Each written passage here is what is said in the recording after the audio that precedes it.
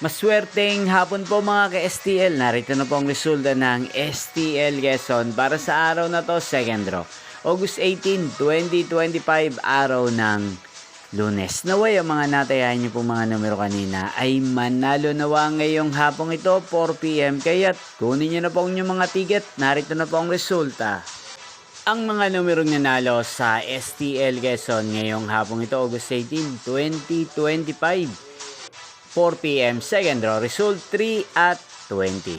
In exact order, again, 3 at 20. At ngayong hapong ito sa STL Quezon, natin pong i-shoutout ang lagi pong nanonood sa channel ito, si Kuya Andres ng Quezon. Shoutout po sa inyo, Kuya Andres. Sana po ay nasa maayos kayong kalagayan.